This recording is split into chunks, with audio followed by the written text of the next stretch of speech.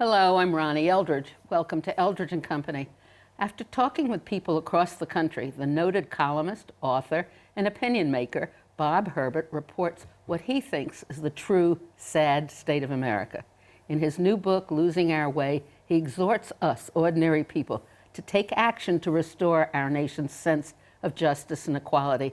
And he's my guest today. Hello. Hi, everyone. Thanks so much for having me here. Thank you. I'm delighted. The book is fascinating, and the stories are wonderful of the people that you met across the country who tell what's happened to their lives and their future and all of their hopes and things in the last years in our country. You know, I had this feeling, let me talk for a minute because I had this feeling of such disconnect for someone like me and my friends who live in New York City. You read the Times in the morning. The first page of the Times has a Chanel handbag that's $5,000, and you see the watches and the jewelry, and you know when you walk down Fifth Avenue all over that it's very affluent, but we don't know really what's going on. You know, with the Occupy folks, they came up with that, the 1 versus the 99%, which was such a brilliant way of bringing this home to people. But the majority of the people in the United States are just ordinary working people who are trying to raise their families. And they've been struggling for such a long time. It goes back actually long before the Great Recession. So they're having trouble like meeting the mortgage or the rent every month. There's no job security anymore. They're raising their kids and they have to try and figure out how to pay for college for these youngsters. And it seems to be a perpetual struggle. And those are some of the people that I tried to focus on. And were they old enough to know what it used to be like? You know, it's funny. You'll find the people who are old enough to remember what it was like when you see the folks who are struggling with imminent retirement and then they're worried about what's happening with their pensions, or folks who are in their 50s and early 60s who suddenly lost their jobs during the recession and that sort of thing, who had worked all their lives and never thought that they'd be unemployed. But for younger people, they don't remember what it used to be. So they don't remember this idea of job security or lots of benefits, that when you got a job that you have vacation benefits and health coverage and a guaranteed pension and that sort of thing.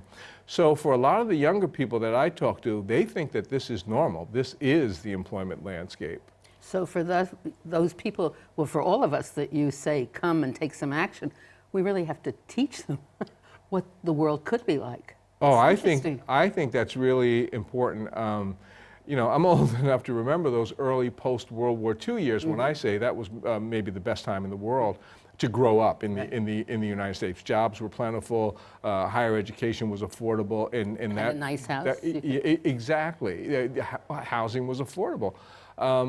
The young people don't know that, and increasingly their parents didn't live that way either, didn't come up with that kind of background, and so they're at a loss. So we do need some people to come in and explain that there were alternatives and there still are alternatives, but you have to fight for them. That's so interesting. You know, so you've taken the book, and I think you have 4 areas that you then but you talk to people that illustrate all of these different things. The first story was so spellbound, I couldn't put it down. Tell us about it. Yeah, the first story was about a woman, a 32-year-old woman named Mercedes Gordon, who was on that I-35 bridge in Minneapolis that collapsed into the Mississippi River in 2007. Terrible story. 13 people were killed in that bridge collapse. It's a miracle there weren't more deaths. She was terribly injured. She broke her back. Both of her legs were crushed. She was right there when she fell. She was driving across this bridge in the evening rush hour when it just gave out beneath the traffic. And so I wanted to focus on infrastructure in the book because, one, our infrastructure is in such terrible shape, and we saw in New Orleans the kind of catastrophes that can happen if you don't take care of infrastructure. But I especially wanted to show that it was an important source of good jobs because employment is a big deal. But I say in the book that infrastructure is the least sexy word in the English language. You cannot open a book talking about infrastructure. And this woman's dramatic story, Mercedes' story, was interesting in and of itself but it was also a wonderful way to get into this idea that we have to take care of our roads and bridges and the electrical grid and levees and that sort of thing. Trains and railroads. Exactly. It's sort of, I liken infrastructure to the nation's circulatory system, and if you don't take care of it, horrible things are going to happen, and we've seen some of those horrible things. And I'm old enough to remember the aftermath of the WPA. Oh, yeah. You know, the FDR Drive. It was all constructed. We were able to do those kinds of things during the Depression, so the idea that we can't afford to rebuild our infrastructure is just silly. But the point is they don't want to do it because they don't want to invest the money. They don't want to invest the money. Because and so they talk about it, they don't talk about it. The people, especially the conservatives and economic conservatives, they don't talk about it as an investment. They just simply say spending. And they make it sound like it's going to be wasted money, money that you're just flushing away. It's not. Infrastructure improvements are investments that have a payoff. And it provides, if you were to rebuild America's current infrastructure, it would provide a platform for the new industries going forward. Right. It would be a tremendous source of jobs, and it would boost the economy. It's, you also, I mean, it's woven in with politics and money, and we'll go on. But I always felt they're not interested in infrastructure because they're not going to be in office, politicians, elected officials. They aren't going to be in office long enough to reap the results of it. I may be wrong, I don't know. No, I don't think you're wrong. Politicians have bought into this short-termism that is really self-destructive. And we see it on so many fronts. We see it on infrastructure, they won't make the investments. We see it on public schools where, you know, the short-term answer is just give everybody tests and everybody will be frightened by these tests and so they'll do better, which is just silly. With the economy, we keep looking at those monthly unemployment numbers. So if it goes up a little bit in January and then a little bit in February, we say, well, that's a great trend, you know, so we don't really have to do much more with the economy. When in fact, with all of this short-termism is self-defeating. So what happens is we find out that, oh, the wars overseas are not going well, or, oh, we misread the economy and things are not as good as we thought, or, oh, you know, we made all these efforts on behalf of public education, you know, but the kids aren't really doing any better or much better. So let's go to charter schools. Yeah. You tie it in with the jobs. When a person has 2 or 3 jobs, is that considered 2 or 3 new jobs in the count? It is. The monthly unemployment numbers are, they give such an incorrect picture of what's really happening in terms of employment.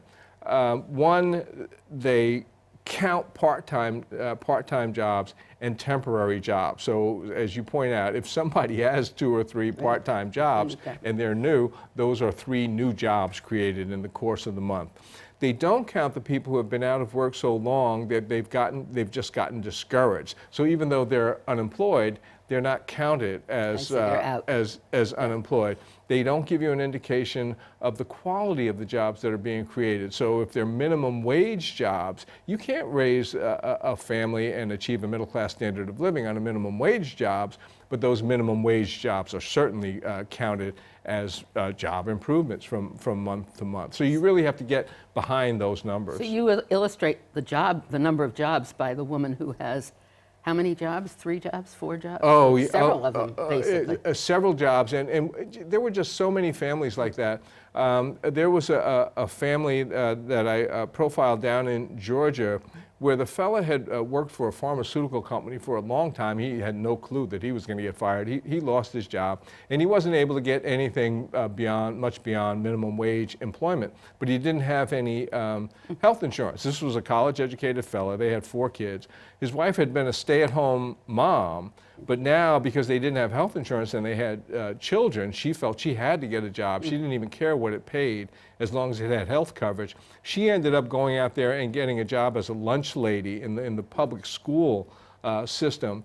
And she said to me, you know, I have a college degree, my husband has a college degree, and here I am working as a lunch lady. And then she caught herself, she said, you know, I don't want to sound superior. I'm not saying there's anything wrong with this job. But she honestly felt, and it's understandable, that she and her husband should have been doing better. But her husband became what? Was he the one who became the greeter? No, that was That was a different one. that was a different guy. That was a fella. He was also in Georgia. This was a fella probably in his mid to late 50s who had actually been in construction, which was the worst thing to be in when the Great Recession hit. But once again, he was blindsided. He didn't realize that he was going to lose his job. He said that, and he loved his job so much, he said after his boss gave him the news, he just pulled his truck to the side of the road and sat there weeping in his truck. Then he had to go home and tell his wife about losing his job. There were two things about him that stood out. One, he ended up being a greeter at a Walmart. He also had two low-wage part-time jobs. One was as a greeter at a Walmart, and he said, wow, God must really have a sense of humor if he made me a greeter at Walmart. And the other thing that struck me about him, he had, I think it was 3 daughters, he and his wife had 3 daughters who were still living at home. And he had been in the home construction industry, and they were not able to hang on to their house. They lost their home to foreclosure. And he told me about the last day. He said, we went back to the house just to do a walkthrough to make sure they hadn't left anything behind. And then they were all so sad, and they sat on the front porch for a group picture of their last moment at their home. And it was really heartbreaking to hear him tell that story. But you know, even with all the heartbreak, and they're resilient still, aren't they? Very much so. You know, one of the things I really hate, and I notice this as a columnist, there are all these folks who, from their privileged positions, like to talk about people who don't want to work or people who just want to live on welfare. One, there's basically no welfare left anymore in this country, so you can just put that off the table.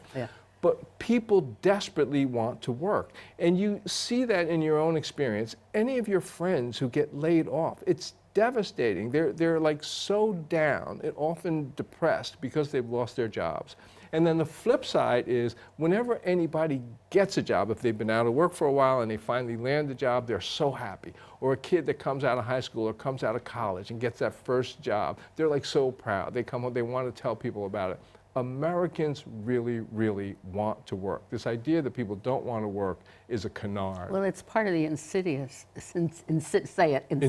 right. Of our politics, that element that's in the politics. And I was wondering, it seems to me the members of Congress are basically all quite wealthy. Most are very wealthy, and if you get into the Senate, I would guess that the majority are millionaires. Yeah, I think that's I saw that. But so how do they understand? They don't understand, and not only that, and I make this point in the book, I think that it's important to understand that the people that most of our elected officials at the national level owe their jobs to are the big campaign donors, because TV advertising has become the be-all and the end-all. And then, you know, the corporate leaders and the financiers who actually establish the standards for our policies in this country. Their interests are not the same as ordinary working people, and they're certainly not the same as the poor people. But when elected officials owe their jobs to the donations, and now with campaign finances the way that they are, it's just money is so all important now.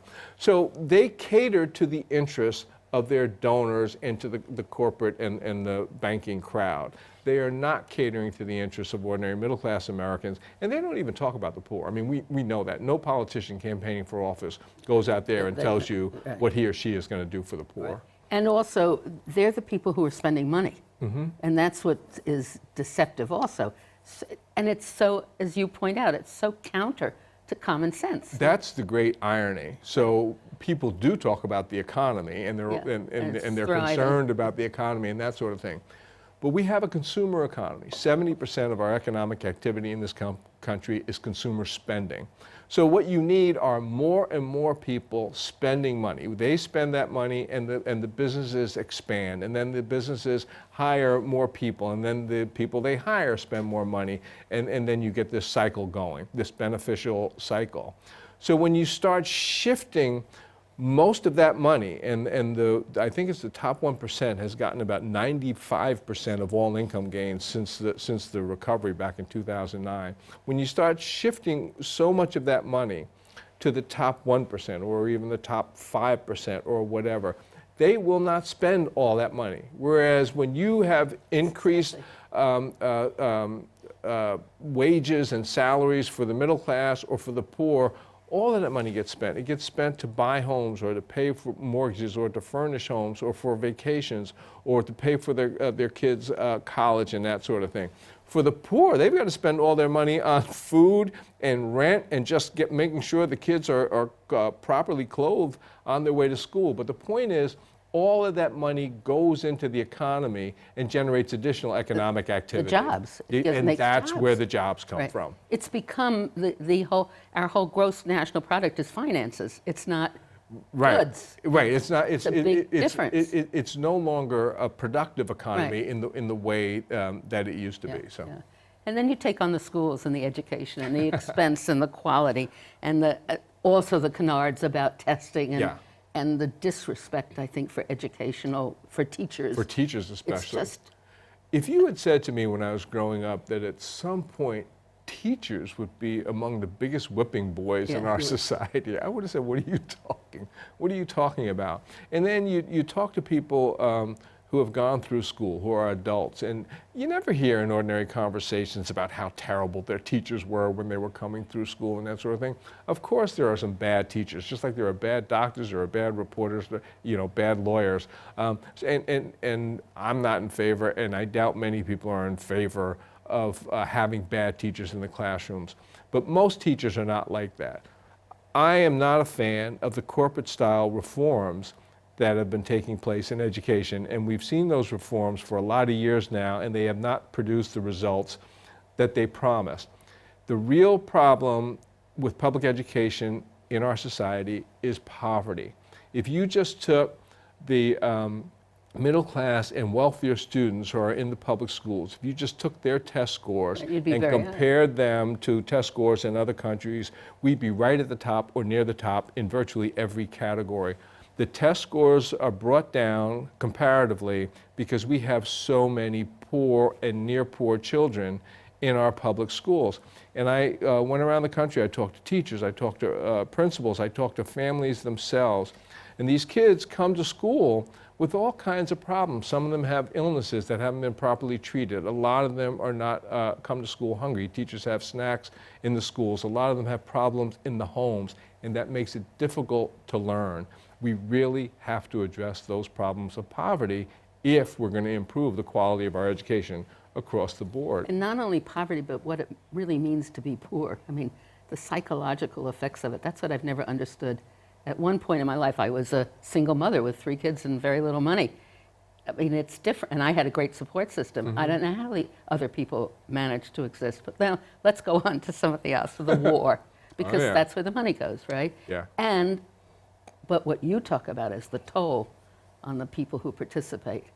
Yeah, I tell people, well, go ahead. The detachment, the average citizen's detachment from the war. Yeah, we've been at war now for, it's been over 13 years since the September 11, 2001 attacks, horrible attacks. And I tell people, I am not a pacifist. A long time ago, I was in the Army myself. And we're here in Manhattan.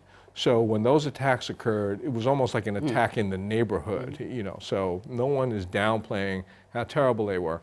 I was in favor of going into Afghanistan and going after Osama bin Laden and Al-Qaeda. They had attacked us. Going into Iraq was insane. And then, of course, we took our eye off the ball in Afghanistan, so we never properly fought that war. Now, more than 13 years after the September 11th attacks, we're still in Afghanistan. We've re-engaged in Iraq. We're bombing in Syria, and people are talking about the possibility of actually putting troops into Syria. All of this has been going on, but much fewer than 1% of the population have been called upon to fight these wars, which is why we have these kids going into combat for 5, 6, and 7 tours at a time, which is just absolutely many of them for jobs. Wrong. And they go into the military because they can't get a decent job, and because education is so important, so they see the military as one of the few avenues of opportunity for them. We need to rethink this entire situation. We need to rethink the idea that the military is the answer to all of our foreign policy problems. We need to rethink who fights our wars. We need to rethink how we pay for our wars. When we went into Iraq and Afghanistan, the Bush administration managed to get passed and signed into law 2 enormous tax cuts. This had never happened in the entire history of the United States, tax cuts when you had gone to war, not under any Democratic presidents, not under any Republican presidents. It was crazy. And seeing how these poor soldiers come back, that was the most touching and incredible stories about these guys. You know, we see the soldiers come back, and we don't see this either when you're watching the news or reading the paper for the most part. So many, it's not just the loss of one limb, so many now have lost 2 limbs or 3 limbs. I even wrote about individuals who had lost both of their arms and both of their legs. People come back paralyzed, horrible burns, lost their hearing, lost their sight. We need to be paying attention to this because this would give us some insight, into what war really is, the cost, the human toll of these wars, but also it would give us pause to think about, do we really want to do this, or is this really the best way? But if we had a draft, that would happen, right? You know, I don't think we ever would have gone into Iraq if we'd had a draft, and we would not still be in Afghanistan. I am in favor of a draft. My liberal friends, they part company with me on this one. It's very important. I think there should be a draft, but what I'd really like to see is 2 years of compulsory national service for everybody. You go and you do 2 years of national service. It shows respect for the country. Everybody makes a bit of a sacrifice and everybody contributes. But if you're going to go to war, then everybody who is fit and of war-fighting age becomes subject to a draft and could be called to go off and fight. And that then mobilizes the country against war. Oh, the public would pay very close attention to what's happening if that were the case. Right. So now let's talk about money. I mean, I have always had the theory that political people think if you're rich, you must be smart.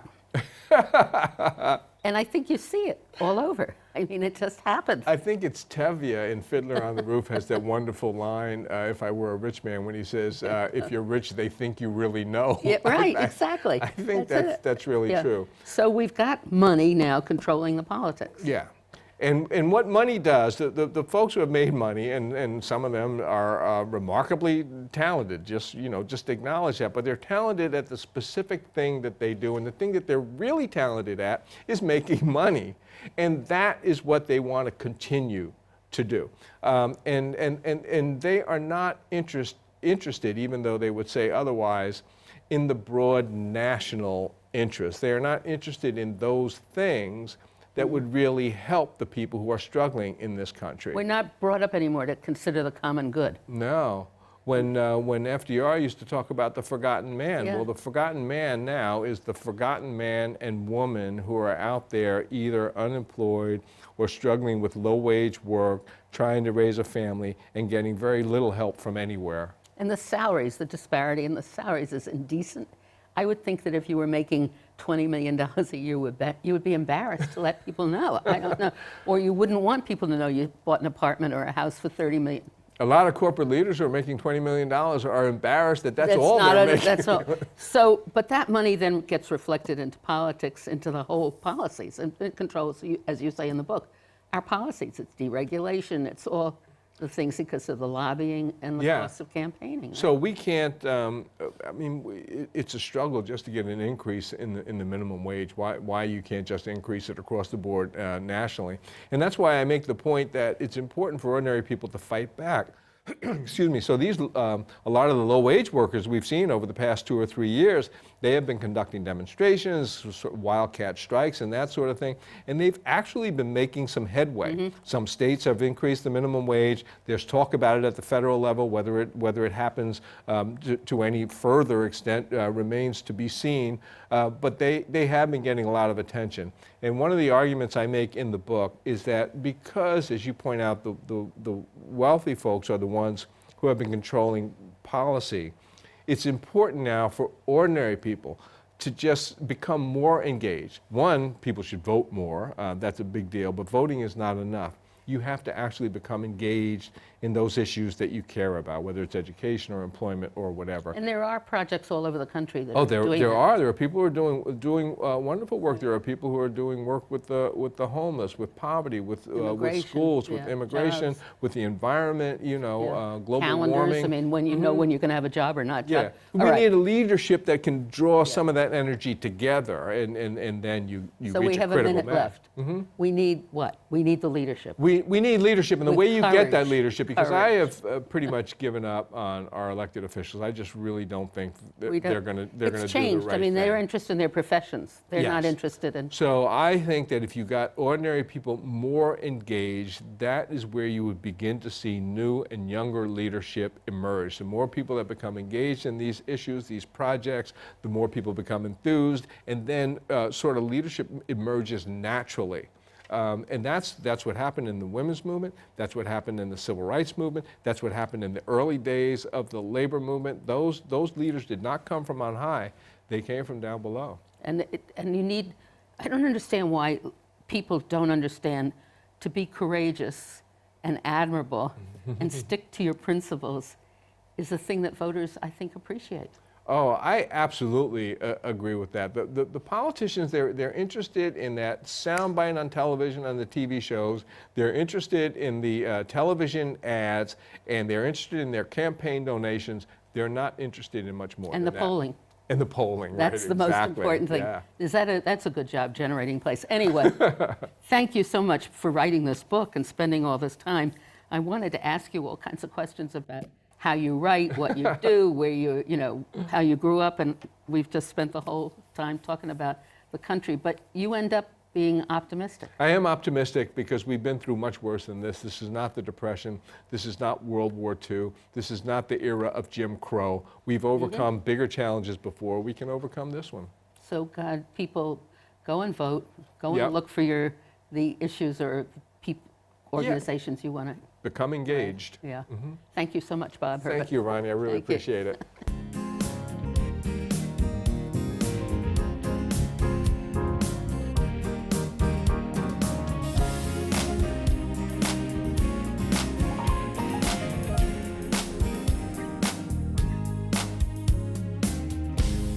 If there are any people you'd like to hear and topics you'd like us to explore, please let me know. You can write to me at CUNY TV, 365 Fifth Avenue, New York, New York, 10016, or you can go to the website at cuny.tv and click on Contact Us. I look forward to hearing from you.